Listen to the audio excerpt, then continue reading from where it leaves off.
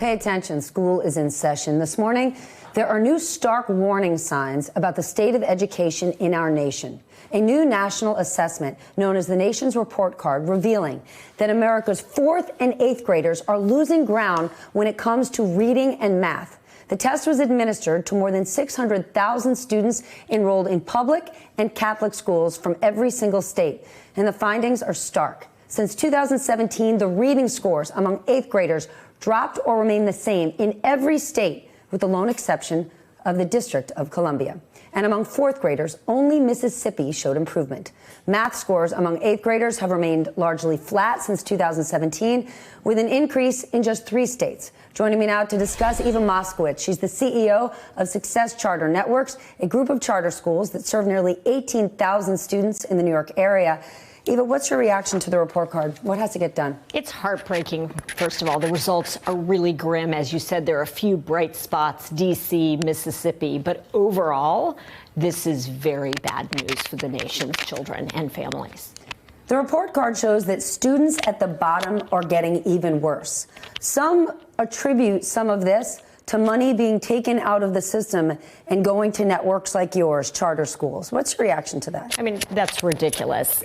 Public education is public education, whether they're served in a district or a public charter, it doesn't really matter, and that can't account for these bad results. I mean, I think there are a number of things going on, some of which have to do with schools, but as the mother, a mother of 3 children, the home also has to take some responsibility, for example, for reading. If kids are on social media 6 hours a day, they're not going to be good readers, and we have to change that.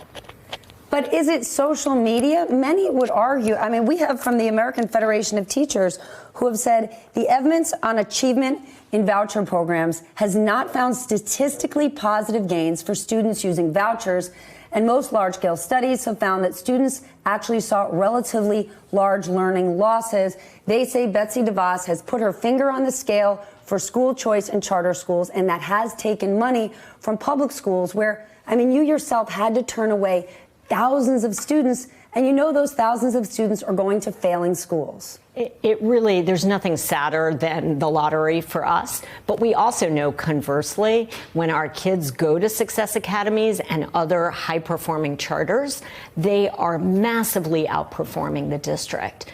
If a child doesn't learn to read by 3rd grade, their chances of economic success and academic success are severely limited. And so we must, as a country, turn this around. And there are very simple things we could be doing. So, for example, the evidence suggests that evidence-based reading programs work. That's called phonics. When we took phonics out of the school system, we're surprised that kids aren't reading. Well, no good educator is surprised, because every child needs phonics. We also need core knowledge. I think people have underestimated how important it is to have foundational knowledge in order to read. You have to know something to learn something. And if you take out history and science out of the school system, you're going to disadvantage kids. But you're also taking the best and the brightest. Those who you don't take, those who are at the bottom, what are they left with? Because we're spending trillions of dollars on education in this country, and still we're failing so many kids. We spend more money in this country on education than any country around the globe, and yet our results are the NAEP report card. So it's not, money helps, but it won't guarantee you excellence. We have to do things differently. We have to train teachers differently. We have to use better curriculum, better math problems. And we have to be invested. We have to have the political will to solve this crisis. It is the largest domestic crisis we have. Do we not have the political will?